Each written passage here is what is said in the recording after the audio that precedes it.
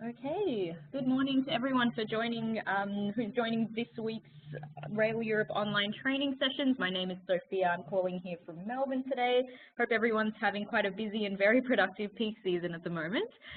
So yes, like I said, today's topic is going to be on overnight trains, and as per usual, all of the sessions are currently being recorded as of right now as well. Now it is just going to be a very light session, just based around, overnight trains, what they feature, and mainly is going to be a product-focused training session as well. But if you do have any questions along the way, please don't hesitate to enter them in the chat box, and from there I'd be more than happy to either answer them along the way during the session if it is a quick one, and I will also integrate a Q&A session at the end of the training program as per usual. So let's get started, and looking forward to today's topic of overnight trains. So basically, with overnight trains, it's a very different way to travel across Europe as opposed to what we're usually booking through Euronet in general. So what we're used to in Europe is, traveling on or booking for our customers extremely high-speed, very efficient rail services. And not to say that overnight trains are inefficient at all. If anything, they're still quite efficient. It's just a different method of travel that our customers can experience as well. So I guess the reasons or the questions on overnight trains. So why is it, such a positive thing to travel on an overnight train in Europe? So the main thing, of course, is that, you do get quite a unique experience when you are traveling throughout Europe. Not many countries around the world do offer these types of, methods of travel where you can actually, rest and relax while you are commuting on a very, modern high-speed service. And not only that, the second reason as well would be that you can travel while you rest, which is quite a unique thing to consider as well.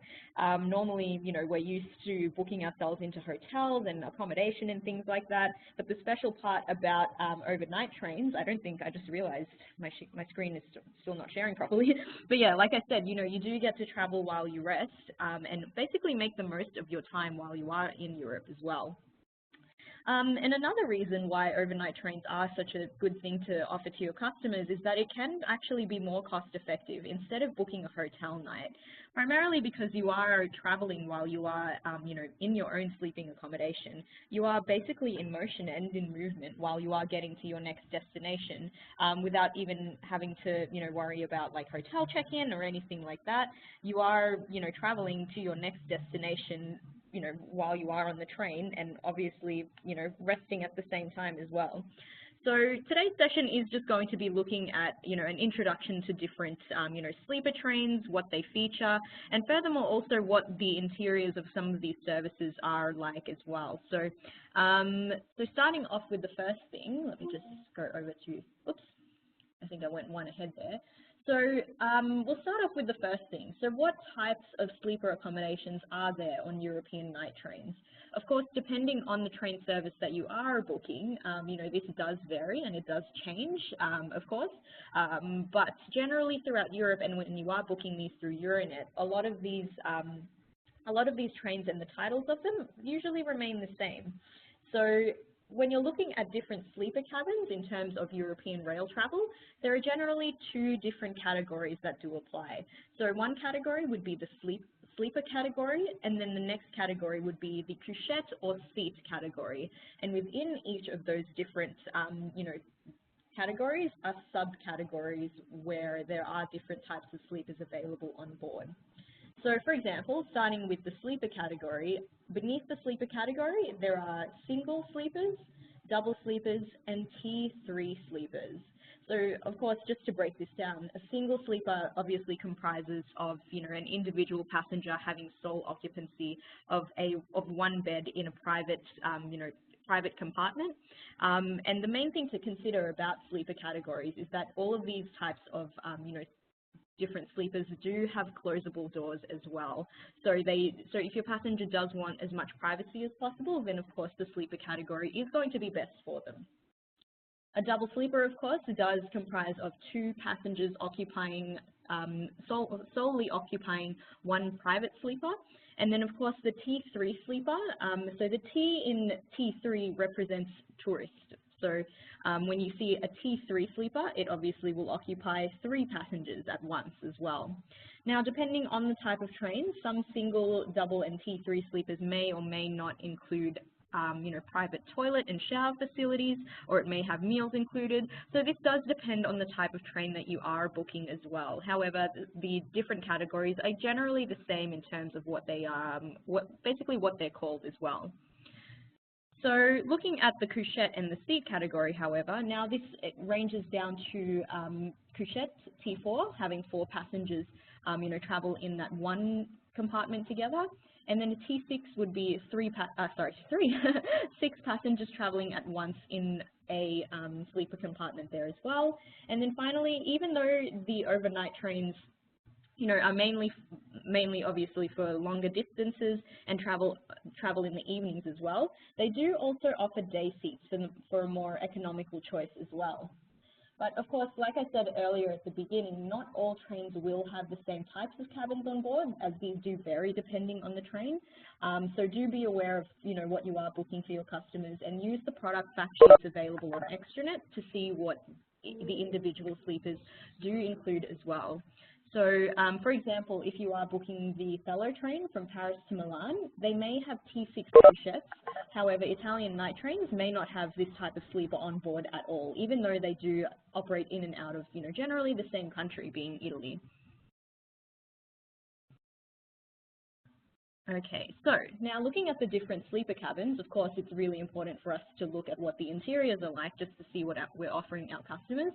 We'll start off with the sleeper cabins. So starting with a single sleeper, like I said, this does mean that the passenger has sole occupancy of the cabin. Now, depending, of course, on the train itself, this may include a private bathroom as well as additional meals included in the fare that they've already booked. So just looking really quickly at the picture that I've got over here, this is a single sleeper on board an OBB night train. So you'll see that they have an individual single berth bed sort of seated over here, and then a little fold-out table as well. Generally, when you are traveling on an overnight train, it doesn't always remain in the berth configuration, as you can see here in the picture.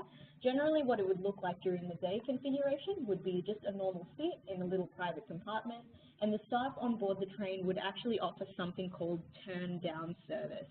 And what turn-down service means is that the staff on board will actually unfold the bed and set it up for the passenger just before bedtime, so that they can be comfortable and ready to rest as soon as night falls and everything.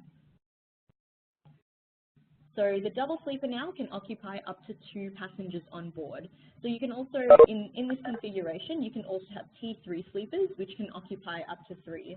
So just in the little picture over here, you might notice that, this would be what the double sleeper looks like.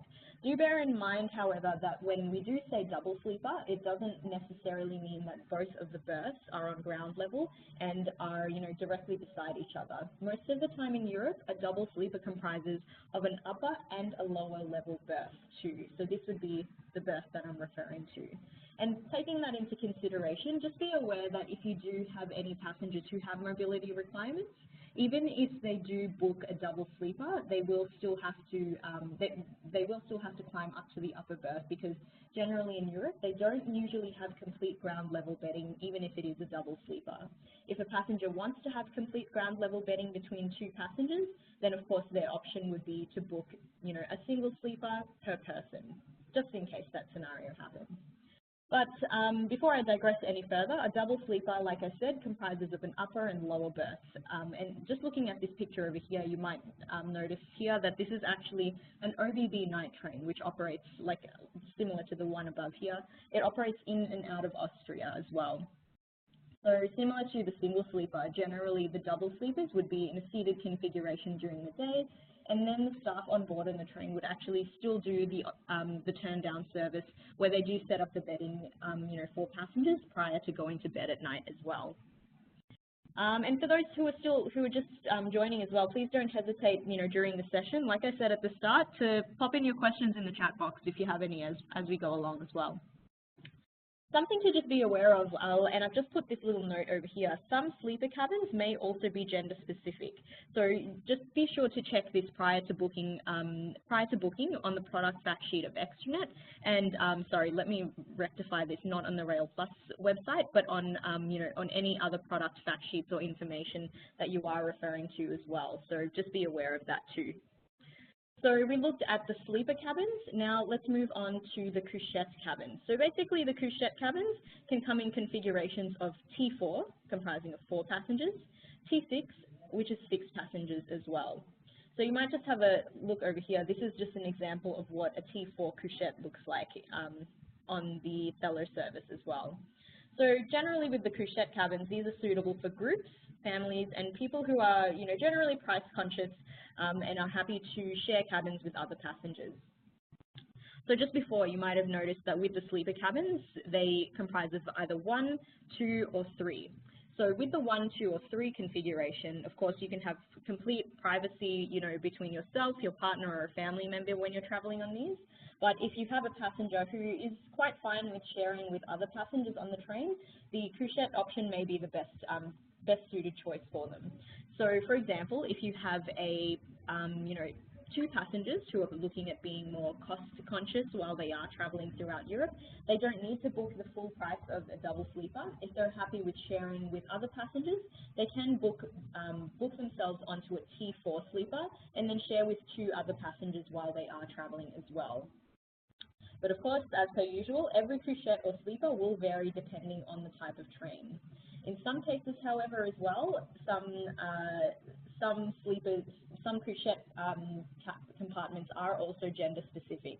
So even though you may have a couple, like a male and a female traveling together as a couple, even if you were to book them on a T6 sleeper, for example, on some trains, it may be a situation that that specific T6 sleeper on the train that you wish to book actually will only offer reservations for women in that one sleeper. Or so then in some cases, after you confirm the booking, what would then happen is that you will have, the gentleman in one compartment, in one T6, with only men, and then the female traveling, in a female-only T6 compartment. So inevitably that may happen, so do be assured to check that as much as possible prior to booking your overnight train, for your customer as well. If your passenger does want to have, to travel with their partner and not have to worry about any gender specificities on board the train, then of course by default their best option is to book just a regular double sleeper on board the train as well. Okay, now on board overnight trains, of course, there is still the option for reclining seats. So for example, just in the image over here, this would be a super reclining seat on board the Lusitania train, which operates between Spain and Portugal as well. So this is just a quick little visual on it, and to be honest, it's not such a bad way to travel, particularly if your customers are used to long-haul flights, traveling to Europe. It's excuse me. It's quite a comfortable seat to travel in, and it still does have that reclining option so that people can travel in comfort. And it is a more cost-effective option, of course, in that regard too. And of course, these are, there is also the option for, various seat compartments on overnight trains. For example, this image over here is just a seat compartment on an OBB night train. So generally what it would be like when you are traveling on the OBB night trains, you would have your sleepers where you would have a single sleeper or a double sleeper. And then furthermore, what would then happen is that you also have the option for a seating compartment. And what that means is that you would have, a closable door, and then furthermore, privacy, inside that actual compartment itself as well. So there are definitely different options available for your customers, depending on the train and the route that they do wish to travel on as well. Okay, cool. So like I said before, if you do enter any questions into the chat box, I'll try to answer them as best I can along the way, but I'll still definitely have a dedicated Q&A session at the end of it as well, just for those who may have a similar question or similar query as well. So thank you to those who are entering their questions as we go along. It's great. Okay, so just very briefly, what I'll now go through are the individual night trains that we can book as well through Euronet. Main thing to note, so with the first one that we'll look at is the Fellow Train. So the Fellow Train is quite a popular service. It operates between Paris to Milan and Venice as well. So let me just zoom in a little bit further over here. So the most popular route that I know for certain that we do get inquiries for would be between Paris to Milan. So of course with overnight trains, and I should say this now, the schedules repeat themselves on a daily basis. And because there are usually there's only one departure per day, availability can run out. So my advice would be to try and book this as far out in advance as possible for your passengers. So with the Fellow Train, so it does feature sleeper cabins. However, these do have a gender distinction, and couchettes in T4 and T6 configuration as well. So the restaurant and bar carriage, there is a restaurant and bar carriage available on board the train. And for passengers travelling in sleeper compartments, of course your meal is going to be included in the fare that you are booking too. If you are travelling with a rail pass, however, of course the Fellow Train will recognise this. The problem is that at the moment we currently aren't able to book, pass holder fares in Euronet for this type of train. So my advice would be to either, encourage your customers to show their rail pass at the railway station and book their pass holder fares locally at the railway station. But if they do worry that they may run out of availability of their desired sleeper, the best thing for them, of course, would be to, purchase a normal full fare ticket in Euronet for the Fellow service, just so that they don't lose out on any availability, once they arrive, in Europe locally. That way, as soon as they arrive to travel on the train from Paris to Milan on that overnight service, they already have a ticket and they don't need to worry about missing out on any pass holder fares as well. So yes, the Fellow Train is included on the Eurail Pass, but just to reiterate, pass holder fares can only be purchased locally in Euronet, in Europe, and pass holder fares are not bookable through Euronet. Okay, Italian night trains. Now, so Italian night trains, of course, only operate domestically within Italy. So the types of cabins that they do have available on board the services would be single sleepers, double sleepers, T3 sleepers, and then also T4, T6, and T6 couchettes, and then just normal seating on board the train itself. So the booking horizon for Italian night trains are that they can be reserved up to 60 days prior to the train departure date as well. So some very popular night routes that are available for this type of service would be departing from Milan to Naples, Palermo to Rome, or Rome to Messina. It's a really good option for your passengers to take up if they want to try something different from, Trenitalia services or NTV Italo services, if they are looking at, kicking back, relaxing, and not having, and not necessarily traveling to their destination on the highest of speeds. However, to try something a little bit different where they can rest on board the service and not actually have to book a hotel night accommodation because where they are residing is on board the train when they get from destination to destination as well. Okay, probably one of my favorite overnight trains to look at because of how, glamorous it looks on the inside as well, would be the Lusitania train. So this service operates between Madrid and Lisbon. So far, just to clarify, Eurail passes are recognized on all of these services, even the Fellow, like I said. But looking at the Lusitania, they do have quite a varied range of different type of sleepers on board the service. So they do have sleeper classes, but even within the sleeper classes, where you would have, your single and your double sleepers, there are still different types of categories within that to offer your passengers, either a modest type of sleeper or even one that's completely, offering, something like a very private shower that you can see here in this image right here. So the way that the Lusitania breaks down their classes of service is ranging from Grand Class, Preferente, or Tourist Class. And then within each of those three classes of service, of course, there are individual types of, sleepers available within that. So looking at Grand Class, what Grand Class comprises of are private compartments with single or double berths. And the biggest difference, of course, with Grand Class is that it does include private en-suites as well, much like you'd see in this picture.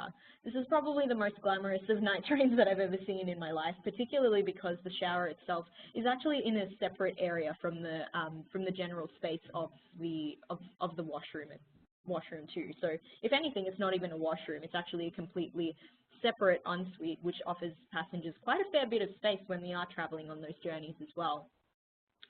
And now traveling on the Lusitania, there is in Preferente class, they still have, single or double sleeper berths. However, Preferente class does not include the private ensuite. It does include the private compartment, however. It's just that their their shower and their toilet facilities are shared with other passengers as well. And these are generally located on either end of the compartment for public access and use as well. So Preferente class is still a good option for your passengers to take up if they want that privacy, but then don't think that it's necessary to have, a completely private ensuite. For Grand Class, Preferente, and tourist classes on board the Lusitania, of course, all meals are included on that as well. So now looking at the tourist class, it only offers, on the Lusitania, it only offers the class in T4 configuration. So there's no T3, there's no T6 on the Lusitania, just T4. So with the T4, it comprises of a 4-berth compartment, and this does have a gender distinction on the train itself. However, unless the compartment is filled. So basically what that means is that if you have, generally the T4 compartments do have, either male only or female only compartments. However, if you are traveling in a family of 4, so say one father, one son, and then one mother and one daughter, if those 4 passengers can fill up a complete T4 berth compartment, then of course the gender distinction will not apply. So generally what you do have to select in Euronet when you are assigning your passengers is to make sure that you're selecting the family preference. So just to reiterate, select the family preference in order to make sure that the entire family is booked in the complete T4 berth and it is not distinguished by gender in this case. Okay? Let me just have a look. Okay. No problem. Okay. So just still looking now at just generally domestic Spanish night trains, they still offer a similar sort of configuration that the Lusitania also does as well, where they have Grand Class, Preferente, and then Couchette, but they also now offer reclining seats too. So similar to the Lusitania, they do have single and double berths, but now with the Spanish night trains, they also do offer the T3 sleeper on board the train. So what distinguishes Grand Class and Preferente from one another is the ensuite. So if you are booking, for example, a Grand Class T3 sleeper, then of course you do get your ensuite included in the compartment. However, if you're booking a Preferente T3 or a single or a double, then of course you do get, privacy in the compartment. However, your toilet and shower facilities are still shared with other passengers on board the train too. And then similarly as well, if you're traveling in a T4 couchette or a T6 couchette, of course, still closable door. However, you may be sharing with other passengers within that compartment itself, depending on how many people are traveling at the time too. And then furthermore, as well as that, you do have, your shared shower and toilet facilities available at either ends of the carriage too. So now, and then of course with the Spanish night trains, they do offer reclining seats on board the train. So these are air conditioned, toilets are of course at either end of each carriage. So just having a quick look at the type of recliner seats, this is generally what it would look like as well. Okay, so, and then moving on. Now, OBB night trains is probably one of the newer services that are now operating in the past couple of years. So the OBB night trains basically replaced the more well-known city nightline services that operated from Germany and beyond. However, most of the OBB night trains will now operate on most of the routes that the city nightline had used to operate as well. So they operate primarily in Germany, Switzerland, Austria, even Croatia, Hungary, Czech Republic, and even extending out to France in most cases as well. So the OBB night trains have a combination of both the sleeper category and the couchette category as well. So on OBB night trains, the sleeper categories range from deluxe and first class sleepers, okay? So with the deluxe sleepers, they have single, double, or T3 sleepers. However, what makes it so deluxe, of course, is the ensuite that is included in the compartment itself. And then you have your first class sleeper, which offers the same sort of sleeping configuration in single, double, or T3. And however, it does include a private wash basin inside the compartment. However, it does have a shared toilet and shower located on either end of the carriage itself. And then, as per usual, so just the T6 couchette, so no T4 or anything like that.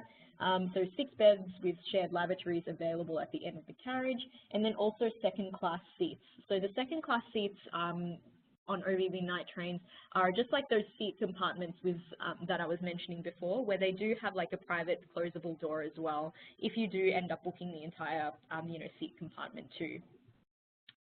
So with generally with the overnight trains in Europe, they range, the booking horizons for these, and this is just primarily across the board, they range from something like 60 to 90 days in advance of the train departure date as well, except for this last one that I'm going to quickly cover as well.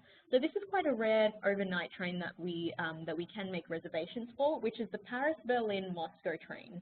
So all of the other trains that I was mentioning earlier have repeated departures, on a daily basis. So there's generally the same departure every evening that would operate every single time as well.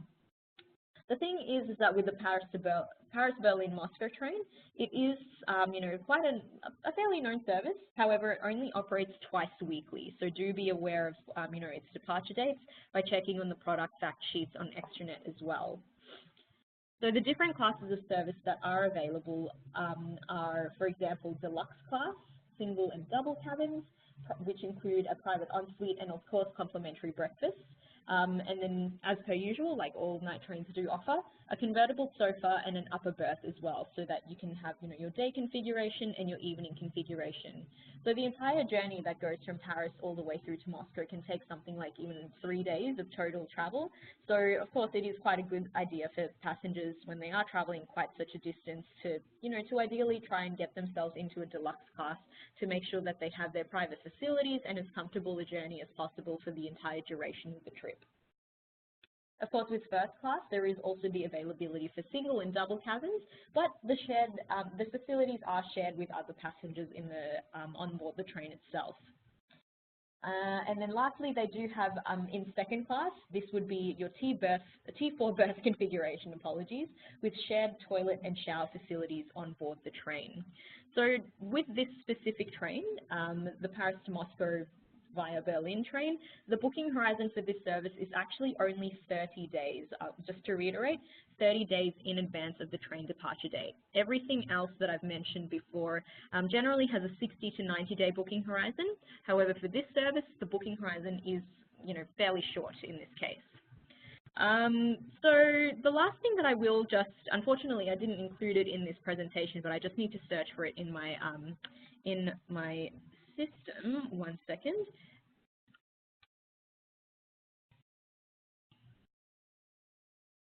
Okay, bear with me while I just open up.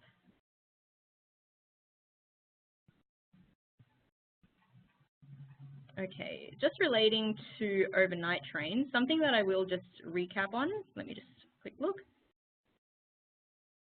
Something that I'll just quickly recap on is something called the 7 p.m. rule, okay? So basically with the 7 p.m. rule, this is specifically for passengers who are traveling with a Eurail pass. So if you have please ignore this strange typo that I've just entered over here. If you have an overnight train that departs before 7 p.m., what will then happen is that you will need to use 2 travel days on your rail pass. However, some exceptions may apply as well. So if your train departs before 7 p.m., this means that you would have to write on your rail pass the day that your train departs from its original departure point, and also take away the day of its arrival as well, because it is quite a longer distance. If you are traveling, however, on a direct night train with no connections or any layovers, and if it does depart after 7 p.m., however, arrives after 4 a.m., which is about 99% of trains throughout Europe as well, you only actually need to use 1 day from your rail pass, the day of arrival, okay? So, of course, your pass, does have to be valid on the day of departure and arrival. So just to reiterate, if your train leaves before 7 p.m., 2 days off your rail pass. If it leaves after 7 p.m., and arrives after 4 a.m., only 1 day of the rail pass needs to be taken off, which is the day of arrival. Okay. Now, there is only one exception to this rule. So the exception would be that there is a direct overnight train departing from Rome at 18:58, arriving into Munich and Vienna, which is still eligible for the 7 p.m. rule. So the final stop does have to be after 4 a.m. So even though this specific train, departs from Rome at 6:58 p.m., it will only actually take off 1 day of the rail pass, because it seems quite strict to take off 2 days from your rail pass if your train is only departing like 2 minutes before the 7 p.m. rule. So just to clarify, this is the only exception where this rule will apply. Okay, perfect. So, that pretty much ends my presentation. I hope that everyone's learned something today, just generally on the different types of categories of sleepers available on overnight trains, and then the various overnight trains that are still currently in operation. And furthermore, it is quite an exciting thing to offer to your passenger if they want an alternative way to travel across Europe, rather than traveling on the more well-known high-speed trains. It's kind of nice to offer something, that's kind of the off-the-beaten track, or something that's, generally unknown in terms of, what we can offer as well. So what I will do now is to answer any questions that were entered in the chat box. We did have a couple in here, which is just fantastic. So for those who do wish to stick around for that, more than welcome to. But otherwise, thank you so much for joining in this week's online training session. We'll rejoin again next week as well. So thank you once again. Okay, so starting off with questions from the chat box. So Vanessa, thank you so much for always contributing such great questions. I love it. It's always very, very helpful to have such creative questions come through here. So Vanessa, you asked, if a couchette is gender specific, can we see this when booking in Euronet? Will it be on the booking confirmation or train info, or can we only check it from Extranet? This is a really good question, and the answer is yes. You can only really check the gender specificity when, on Extranet. Generally, when you are booking these through Euronet, it's not available even if you were to click on the fare description itself. It doesn't usually say this. It may in some cases, but in my experience, whenever I am booking a compartment for somebody, I always check Extranet, because most of the time Euronet will not provide this information to me. So I usually check the individual product fact sheet on Extranet, and then check if the individual sleeper compartment does have that gender specificity as well. And then Vanessa, you also asked another really great question. Are super reclining seats indicated as such in Euronet, or do they just show up as seats? Good question. Most of the time, it will really just show as a second-class seat, which is not very helpful, because in most cases these seats are actually a little bit better than what is generally offered. I know that in my experience, say for example you are booking an OBB night train where the seating is like a sleeper or like a private seat compartment. It won't say seat compartment in Euronet. It will just say second-class seat on the train, which is kind of strange, because it's not like a normal Railjet second-class seat. It's actually an actual seat compartment. When you are trying to book certain other trains, it's hard to say, because sometimes they will show just the second-class seat, but sometimes if you are searching, for example, for the Lusitania train, I feel that in the past, I feel like it has said reclining seat before. However, it is, subject to checking the individual train, and then of course checking the Extranet product fact sheet, just to make sure that there might be, in case there's any extra information that we need to supply to the customer as well. And so Avi also asked the question if the Thello train is included in the Euralpass. And yes, just to reiterate, the Thello overnight train is included in the Euralpass, but just like I said before, unfortunately we can't purchase pass holder fares for our customers through Euronet. So it is something that passengers do need to book locally at a European railway station. But if passengers do want to feel secure about having a reservation on the train prior to their departure from their origin country, their best option, of course, is to purchase just a regular full fare ticket, so that by the time they arrive at the railway station to get to their destination or to travel to their destination, they don't need to worry about seats on their pass holder fares or things like that selling out in advance as well. Let me just have a look. So Vanessa, you mentioned, is the Lusitania only from Madrid to Lisbon, or is there also a night train from Lisbon to Madrid? Been having some difficulties trying to find the other way around. So, and no problem about asking many questions. It's actually great that you're doing this, so that's all good. But yeah, look, the Lusitania operates in both directions, so I'm not too sure why you might be having issues in going the other way. Maybe it might be worthwhile, like, feel free to email through to onlinetraining@raileurope.com so that if you are having any specific problems, we can investigate it further. However, I don't really, yeah, it's quite concerning that you're having problems in the opposite direction. So if you do have a specific example where we can pinpoint that, from there we can investigate it further as well for you. And then lastly, Avi asked a really good question here. What are the chances to get seats at the station? And I'm assuming that you mean both, you know, the sleeper seats or the couchette seats or any type of reservation locally at the railway station. My personal advice is, like with every train, regardless of whether or not it is an overnight train or a regular seated train, to try and book your seats in advance as much as possible, particularly because with even more so in the case of overnight services. Overnight services only have one departure per day. So if your passenger does leave it upon arrival at the railway station to book their train tickets, you know, there is a chance that they'll lose out on actually getting a reservation there, which is quite risky because firstly, the departures are so limited, and of course the demand and the supply for, you know, the actual seat reservations is more limited than a regular day service. And if they lose out on the opportunity to travel on that overnight service, then your passengers would be left, you know, in that evening with basically no, number one, potentially no hotel night to stay in, and then also and basically it would set their travel plans back one day because they couldn't travel to their intended destination. So, I mean, it's hard to say, you know, the chances of getting the seats at the station because it is subject to change on the actual day of travel. However, when you are planning to book an overnight train, of course, you would want to make sure that you are booking that as far out in advance as possible to avoid any disappointment upon arrival at the railway station. So like I said earlier, that's basically all of the questions. Thank you so much to those who asked them during the session as well and popped them into the chat box. I will end the session there. However, the recording will be available as well in the training library. Thanks again to those who joined in today, and I will see you next week for next week's training session.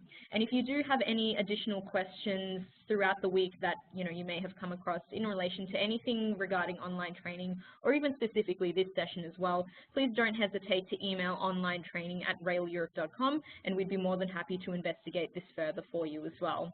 Thank you so much. And oh, perfect, Vanessa, you managed to find the perfect. You managed to find what you were after in Urenet. That's great. And just to clarify with everyone, every single train that we've discussed here today is covered by URL. Okay. So your URL pass will be recognized on all of these train services. Just remember the 7 p.m. rule, and then everything should be fine. Okay, perfect. So thank you so much once again for those who joined in the session. If you have any additional questions, like I said, please feel free to send them through to onlinetraining@raileurope.com. More than happy to assist further with you there. Great. Thank you so much, everyone. Bye-bye.